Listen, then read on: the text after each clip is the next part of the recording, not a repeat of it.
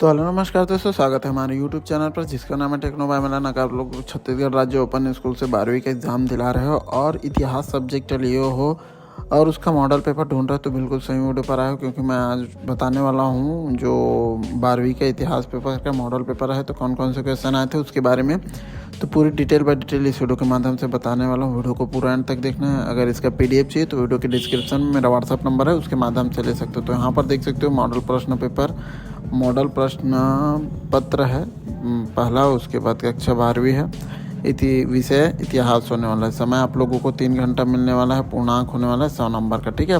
प्रश्न क्रमांक 1 में 4 खंड है, प्रत्येक पर 5 अंक आवंटित है। उसके बाद 2 से 3 अति लघु उत्तरीय प्रश्न है, प्रत्येक पर 2 अंक आवंटित है। उत्तर की अधिकतम शब्द सीमा 25 शब्द है। उसके बाद 14 से 19 तक अति लघु उत्तरीय प्रश्न है, प्रत्येक पर 3 अंक आवंटित है। उत्तर की अधिकतम शब्द सीमा 50 शब्द है। उसके बाद यहाँ पर 20 से 23 लघु उत्तरीय प्रश्न है, इसमें 4 अंक आवंटित है। उत्तर की अधिकतम शब्द सीमा 75 शब्द है।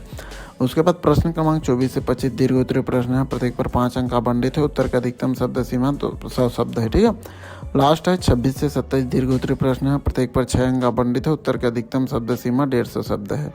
तो इसको आप लोगों को देखना है। प्रश्न क्रमांक खंड अ है, सही विकल्प चुनकर लिखिए। तो हड़प्पा की सभ्यता की खोज कब की गई थी, इसको आप लोगों को बताना है। 1918 में, 1919 में, 1919 में, 1920 में, 1920 से 22 में, 1923 से 24 में, कौन सा इसको बताना है। उसके बाद अशोक महान किस वंश का शासक था, इसको आप लोगों को बताना है। गुप्त वंश, मौर्य वंश, कुषाण वंश, नंद वंश, तो कौन सा वंश है इसको आप लोगों को बताना है। उसके बाद सन 1920 में गाजी मलिक के नाम से कौन गद्दी पर आसीन हुआ, इसको बताना। मोहम्मद बिन तुगलक, गयासुद्दीन तुगलक है, फिरोज शाह तुगलक है, अलाउद्दीन तुगलक है, तो इसको बताना है। उसके बाद बक्सर का युद्ध हुआ था 1857 ईस्वी में, 1764 ईस्वी में, 1765 ईस्वी में और 1768 ईस्वी में। उसके बाद 5वें नंबर पर क्वेश्चन है, आर्य समाज की स्थापना की थी दयानंद सरस्वती ने, ईश्वर चंद्र विद्यासागर ने, विवेकानंद ने, राजा राम मोहन राय ने, तो इसको बताना है। उसके बाद खंडवा में आ जाना, रिक्त स्थान की पूर्ति कीजिए।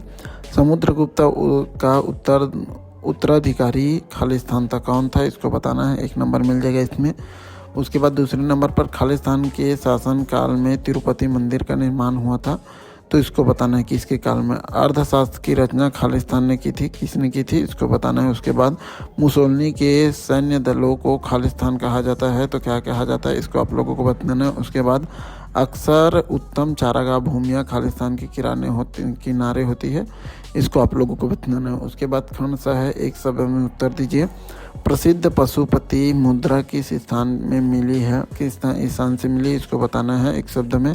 नंद वंश का सबसे प्रमुख शासक कौन था, इसको आप लोगों को बताना है।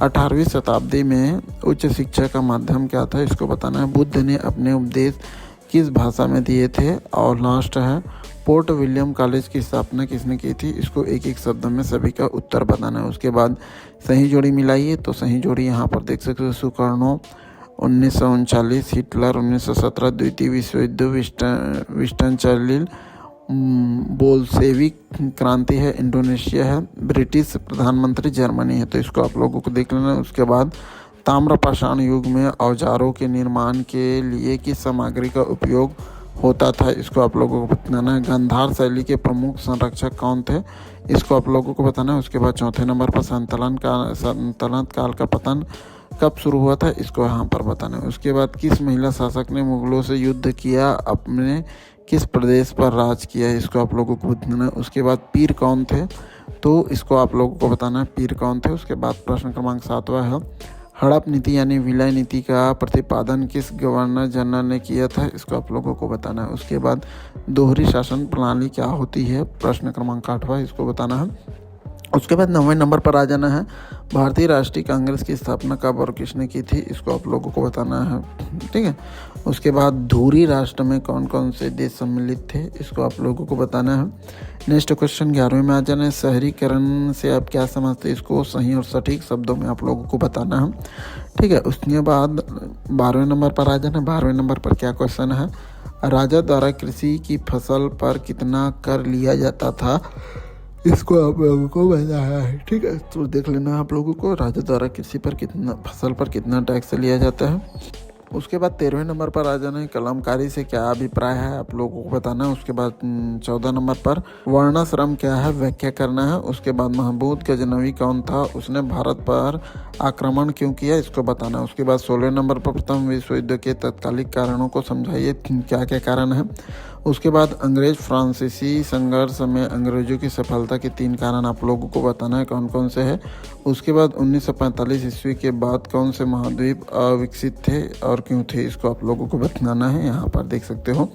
उसके बाद 19वें नंबर पर आ जाना है। 19वें नंबर पर बोला गया सरदारी व बादशाहत में 3 अंतर बताइए कौन कौन से है। उसके बाद 20वें नंबर पर गुप्त साम्राज्य के पतन के 4 कारण लिखिए कौन कौन से हैं। अथवा में देख सकते हो आर्यभट्ट कौन थे, उन्होंने किस क्रांति का प्रतिपादन किया था, लिखिए। तो आप लोगों को देख सकते हो यहाँ पर अथवा में अलग अलग है, तो कई लोग दोनों बना देते, दोनों नहीं बनाना, अलग अलग बनाना है, ठीक है। उसके बाद 21वें नंबर पर आ जाना है 19वीं शताब्दी में कृषि के पतन के कारणों का परीक्षण कीजिए। अथवा में मध्यकालीन भारत के दौरान सिंचाई के साधनों पर संक्षिप्त टिप्पणी लिखिए। उसके बाद 22वें नंबर पर आ जाना है साइमन कमीशन के बहिष्कार पर चर्चा कीजिए। अथवा में सांस्कृतिक राष्ट्रवाद का सार क्या था, समझाइए। उसके बाद भारतीय संस्कृति की कोई 4 विशेषताएं आप लोगों को लिखना है। अथवा में खिलजी युग की मुख्य विशेषताओं का उल्लेख कीजिए कौन कौन से है।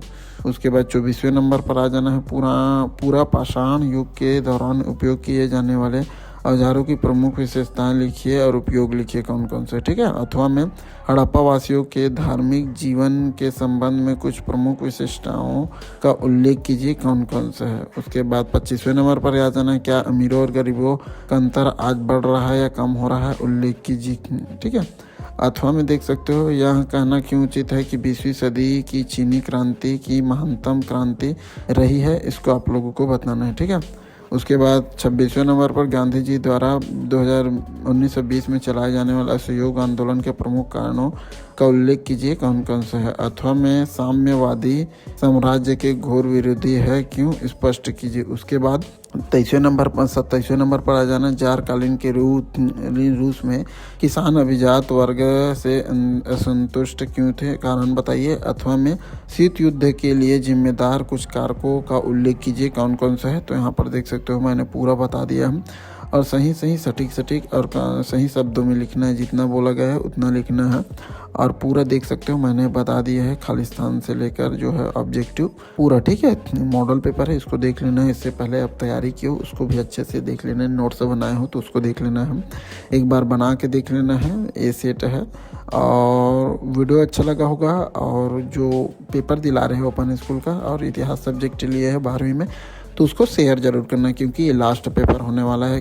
12वीं का। इसके बाद सीधा आप लोगों का रिजल्ट आएगा, तो अच्छे से बनाना है आप लोगों को, परसेंट भी अच्छे से बनाना है, देख लेना है, ठीक है। तो देख सकते हो हमने पूरा कंप्लीट बता दिया। तो उम्मीद करता हूँ छोटी सी वीडियो आप लोगों को अच्छी लगी होगी तो अपने दोस्तों के साथ शेयर करना बिल्कुल नहीं भूलना है। अपने दोस्तों और रिश्तेदार जो 12वीं का ओपन स्कूल दिला रहे हैं उसको बिल्कुल शेयर करना है, ठीक है। मिलता है ऐसा कुछ नया वीडियो में, तब तक के लिए अपने ख्याल रखना है। जय हिंद, जय भारत, जय छत्तीसगढ़।